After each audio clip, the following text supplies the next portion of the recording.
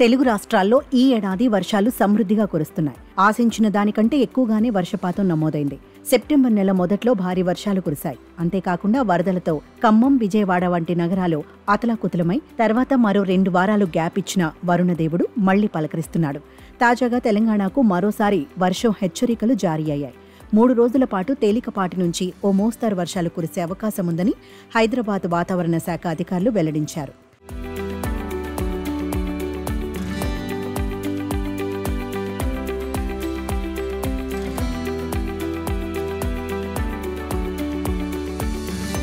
నైరుతి రుతుపవనాలు ఉత్తర భారతం నుంచి తిరోగమించటం ప్రారంభించినట్లు అధికారులు తెలిపారు.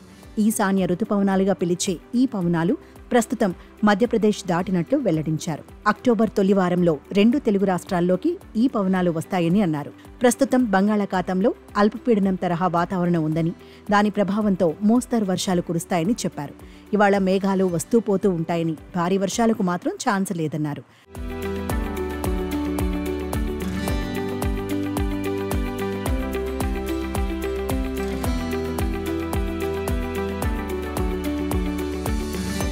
కొమరంభీం, ఆసిఫాబాద్, మంచిర్యాల, ఆదిలాబాద్, మహబూబాబాద్, నిర్మల్, సిద్దిపేట, ములుగు, కొత్తగూడెం, ఖమ్మం, నల్గొండ జిల్లాల్లో అక్కడక్కడ మోస్తారు వర్షాలు కురుస్తాయని చెప్పారు. ఉరుములు, మెరుపులతో వర్షాలు కురిసే అవకాశం ఉందని వెల్లడించారు. ఈ మేరకు ఆయా జిల్లాలకు ఎల్లో అలర్ట్ జారీ చేశారు. ఇదిలా ఉంటే హైదరాబాద్ నగరంలోని పలు ప్రాంతాల్లో ఆదివారం భారీ వర్షం కురిసింది. మధ్యాహ్నం ఒక్కసారిగా వాతావరణం మారిపోయింది. సాయంత్రం పలు ప్రాంతాల్లో వర్షం కురిసింది.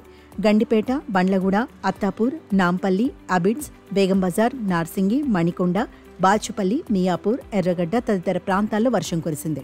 భారీ వర్షంతో వాహనదారులు ఇబ్బందులు ఎదుర్కొన్నారు.